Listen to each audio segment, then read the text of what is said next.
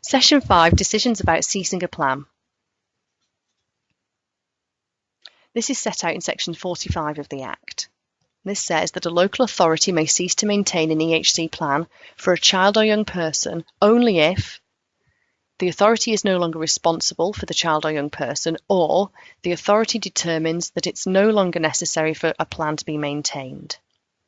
In relation to young people over 18, section 45(3) also requires that when determining whether or not they need special educational provision in their EHC plan, the local authority has to have regard to whether the educational and training outcomes specified in the plan have been achieved.